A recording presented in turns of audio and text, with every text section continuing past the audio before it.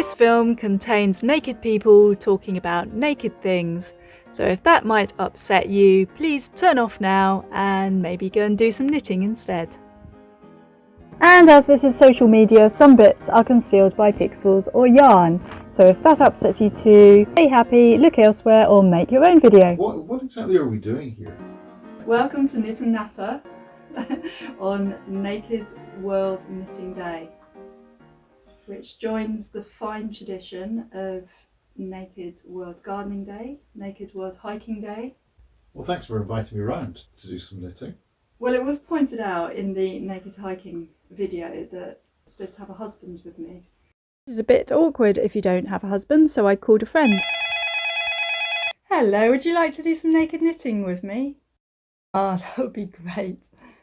Are we all supposed to have our husbands with us? Because I don't have my husband with me either. Oh. I don't even have a husband. That's possibly quite sinful to be naked knitting with somebody else who isn't your husband. Oh dear.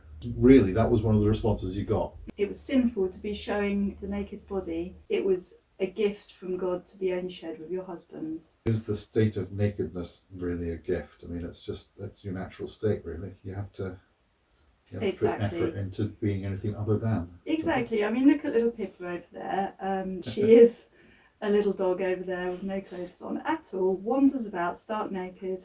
She doesn't bat an eyelid when I wander about naked.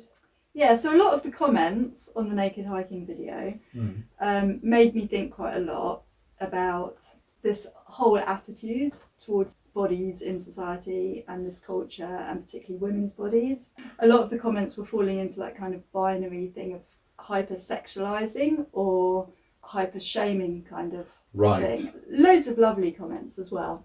But there was certainly a lot that YouTube was needing to delete just because they were purely on there to be abusive in some way. It was showing me how much culture hasn't changed that much through the centuries, of the kind of dichotomy of the virgin whore concept. The woman's body in particular isn't allowed to be seen outside of that.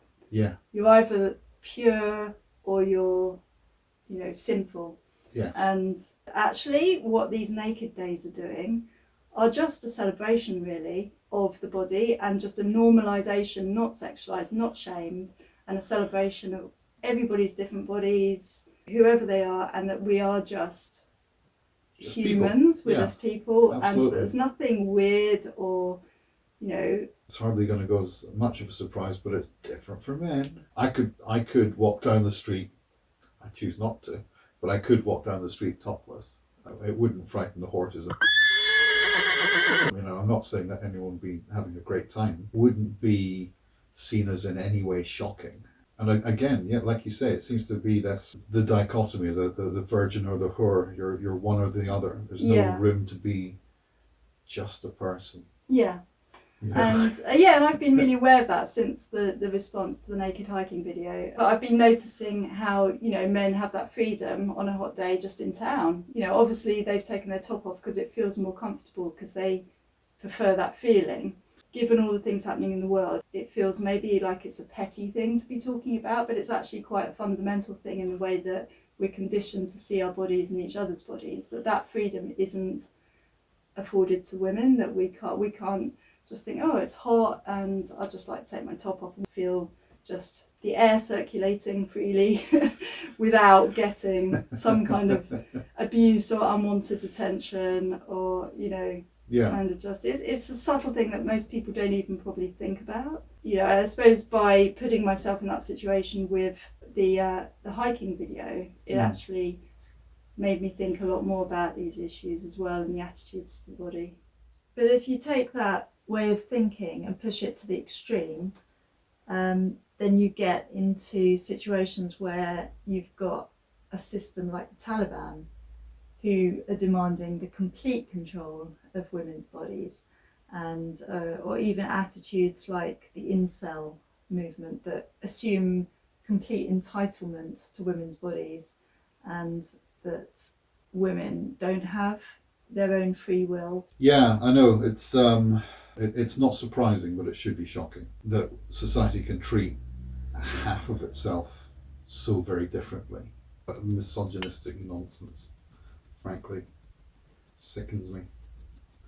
So you can take your Taliban-esque opinions, frankly, Well, and yeah. put them in the comments.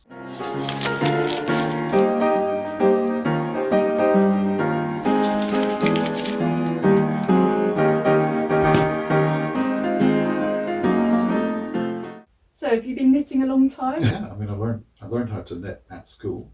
I've actually knitted for quite a while, but I've stayed at a basic level. Yeah. I basically just knit. It's usually scarves. Although this one, a lot of it, I have to give credit to my son knitted when he was younger, and it's been in the basket, and I've kept meaning to finish it. So I see. So now it's getting its airing. Naked Knitting Day is a perfect opportunity to get back into the swing of knitting.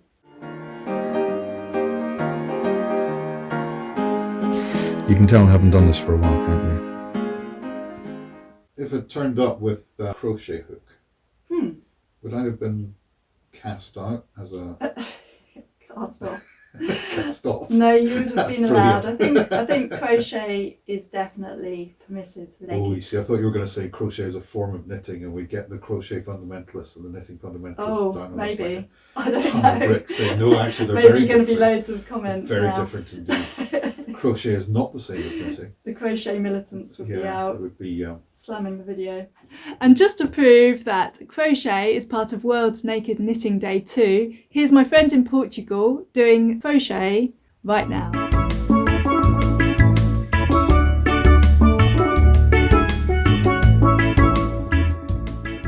It'd be interesting to know exactly what the difference is. Possibly because crochet is a process of knotting rather than looping. I would like to learn it though. Lots of people say it's easier, but I actually find it a bit harder than basic knitting. Yeah. Of course, this is just an excuse to show off my amazing yarn pile here.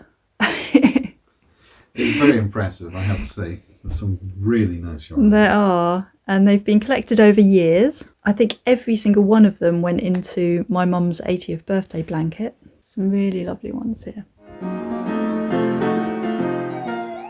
While we're knitting and nattering, Extinction Rebellion are up in London taking action on the climate emergency.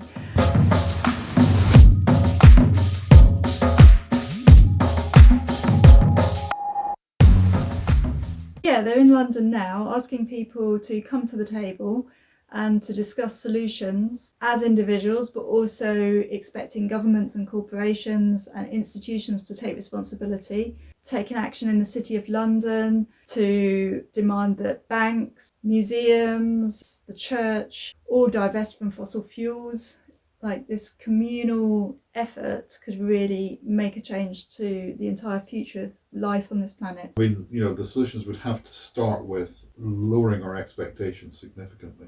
Our expectations of what a Western lifestyle looks right. like. Having strawberries with our Christmas dinner, for example. It does involve a whole change to our entire food system to be able to grow food without transporting it around the world. Cutting out animal agriculture would be a major thing to start addressing. This year, with the pandemic and everything, the revelation that it's possible to do quite a lot of work remotely. Not all, obviously. Knowing that we can do that sort of means that we don't necessarily have to have the daily commute as being a standard part of our culture anymore, It does feel a bit like difficult, impossible sometimes to figure out solutions to it all. We spent hundreds of years getting into this mess, really.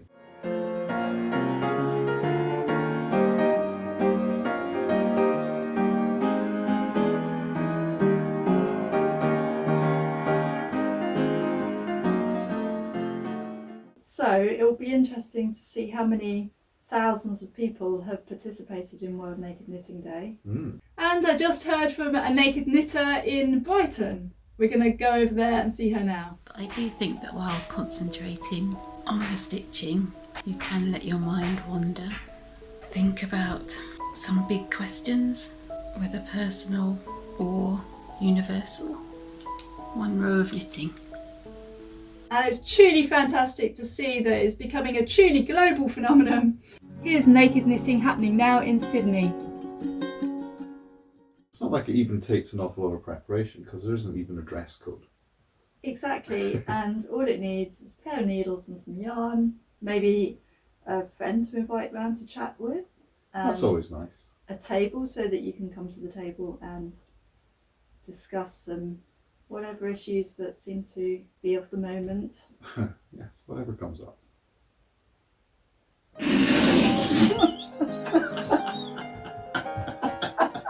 I guess the point, the thing as far as I'm concerned, the assumption is if you see people being naked, like us being naked together, right, at the moment, the assumption is, well, we know what they're going to get up to, which is, in this case, knitting. Hello. Yeah. And that's it. It's just literally just knitting and drinking tea. Maybe later we might drink some tea as well. And that's it. The assumption shouldn't be that, that we're going to get up to anything other than knitting and drinking tea. We wear clothes because often it's practical, or it's, We live in comfortable. the UK, it's chilly if you or don't. it's warm, or it's comfy, or it's cosy, or it's just Good on a cold windy hill to wear clothes sometimes, isn't it, Pip? makes you feel like you like the look of something maybe. Wow, this looks good. But it's also challenging that idea that your body that is underneath your clothes, that there's anything wrong with that there's anything shameful for that you should have people making judgments about it that affect your experience of your life and of your body and what you want to do with it.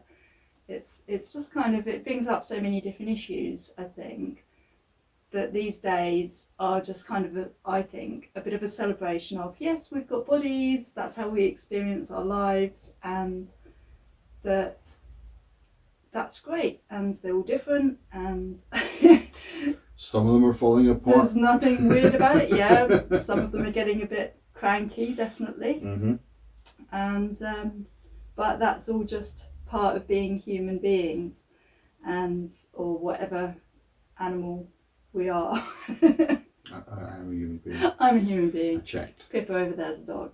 I also want to acknowledge that there's other issues to do with the body that people may feel inhibited about being naked because of additional prejudices in society to do with disability or the way that you feel that your body is not right because of what you've been taught or because of what you've been told.